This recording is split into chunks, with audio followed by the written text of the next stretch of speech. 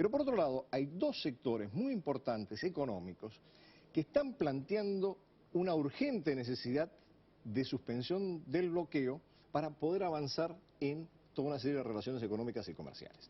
El primero y más importante, que ya ha venido haciendo lobby sistemáticamente, es el sector agrícola, porque quiere vender justamente productos agrícolas, los está haciendo, pero quiere ampliar la venta de productos agrícolas al mercado cubano.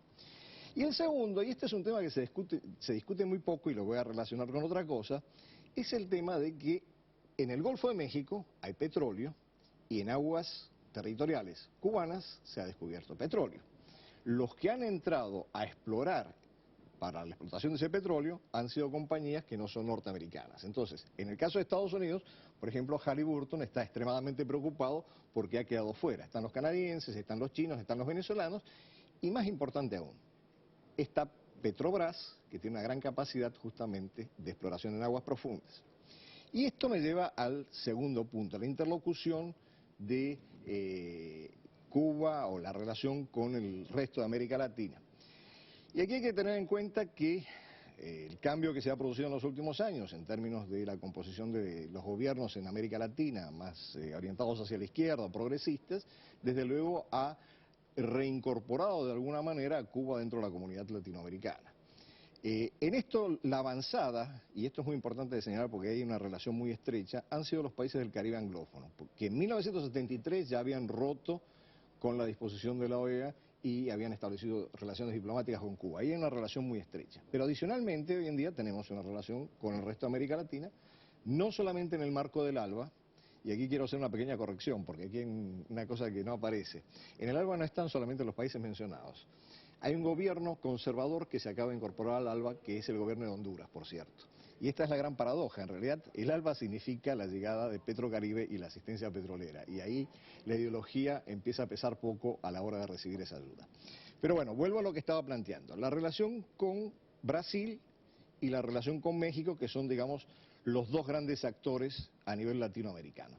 La relación con México es crucial después de toda una situación de mucha tensión durante el gobierno de Fox con el gobierno de Calderón. Calderón entiende que es necesario restablecer la relación comercial con Cuba por un lado y por otro lado tratar un tema triangular, es decir, que afecta a Estados Unidos, Cuba y México. Y es que gran parte de la migración ya no va en las balsas directamente a Estados Unidos, sino que entra a Estados Unidos vía México.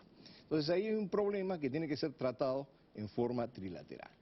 Y por el lado de Brasil, evidentemente, su disposición a asumir un liderazgo regional, claramente manifiesto en UNASUR, no descarta que en algún momento trate de cubrir ciertos espacios también en el Caribe.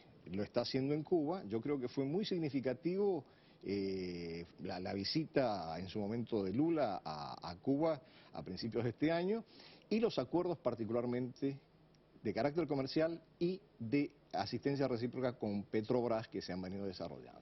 Entonces, ahí tenemos un panorama en donde crecientemente América Latina está dispuesta a recibir nuevamente a Cuba en el seno de la comunidad latinoamericana, que creo que en la mayor disposición. Y en este sentido hay toda una serie de factores multilaterales que habría que considerar. En primer lugar, UNASUR, si bien no se proyecta hacia el Caribe, de todas maneras tiene dos países del Caribe que son miembros de UNASUR y que se mencionan poco, que son Guyana y Surinam, eventualmente podría tener un rol en esto, más desde el momento que en su momento Cuba entró en la LADI. Y por otro lado, la Asociación de Estados del Caribe, que no incluye a los países de América, del Cono Sur básicamente, pero sí todos los de la cuenca del Caribe, pero que tiene poco rol político. Y en tercer lugar, la OEA. Y yo creo que, por ejemplo, el secretario general de la OEA ha sido muy explícito que una de sus aspiraciones es que durante su mandato Cuba se reincorpore a la OEA. Pero esto significa, desde luego, una negociación con el principal financista de la OEA, que es Estados Unidos, ¿no? Claro. ¿Y qué pasa a nivel interno en lo político? ¿Cómo tracciona el pueblo cubano para tratar de apurar esta transición política y los cambios?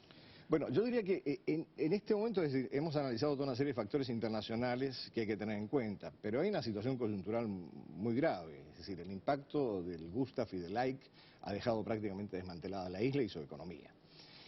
Hay escasez en los mercados, inclusive en los agros, los mercados donde los campesinos venden por su propia cuenta, ha habido un incremento de la gasolina, no hay capacidad de obtener los materiales, y por eso yo creo que venía el pedido de los 6 meses de suspensión del bloqueo para poder importar una serie de materiales para reconstruir las casas destruidas. Y entonces hay una situación de mucha angustia en la población cubana en este momento y mucha expectativa que la conducción responda de una manera adecuada a esta situación tan grave. Yo creo que ya hay algunos signos manifiestos de que, por ejemplo, voy a contar un caso anecdótico, pero es muy ilustrativo. En algún momento me tocó conversar con alguna gente estando en Cuba, después de un huracán, y una señora que acababa de llevar a su nieta al hospital venía indignada diciendo que, bueno, ya no hay pediatras porque todos los pediatras están trabajando en Venezuela. Entonces, digamos, hay... Ahora, esto también me lleva a otro tema, y quizás vamos muy rápido, pero creo que es muy importante. Lo que beneficia altamente a Cuba, y hay que ver qué sostenibilidad tiene después de lo que le ha impactado el Ike y el Gustav, es su capacidad de cooperación a través de una serie de servicios fundamentalmente profesionales, médicos, deportistas. Hay otras áreas que no vamos a tocar, que en el caso del asesoramiento al gobierno del presidente Chávez, tocan áreas de seguridad, pero eso es otro tema. Pero Cuba en general tiene una imagen altamente positiva, no tanto por el hecho de la revolución, sino hoy en día por el hecho de que hay médicos cubanos metidos en la selva, en lugares totalmente inhóspitos, dentro del marco de la cooperación cubana. Y este también es otro elemento que hay que tener en cuenta cuando presentamos el cuadro de los ingresos que llegan a Cuba. El rubro de la cooperación es un rubro muy importante que aporta ingresos a la economía cubana, porque eso se canaliza en dólares. Y el otro rubro, que es clave y que va a estar en la negociación con Obama o con quien venga después, es el rubro de las remesas, porque es un sostén fundamental dentro de la economía cubana para el cubano de a pie. Andrés, una última pregunta, porque me pareció muy interesante esto que comentabas del cambio de ideología de los cubanos que viven en los Estados Unidos. Pero ¿qué está pasando con el pueblo cubano también, en la ideología que es tan importante para mantener este modelo? Cuando vamos a Cuba, hablamos con los cubanos, sobre todo con los más jóvenes, vemos como un doble discurso, ¿no? En un momento, cuando no tienen confianza, a lo mejor defienden el sistema y luego, por las propias contradicciones que está mostrando el turismo, ¿no? Donde a lo mejor una prostituta gana $100 en una noche y como veíamos una contadora demora un mes en ganar $14, todo esto va generando también una serie de contradicciones, ¿no? ¿Qué está pasando con la nueva generación? Yo creo que también ha habido un cambio muy radical en términos de pasar de una visión ideológica de las generaciones anteriores a una visión muy pragmática.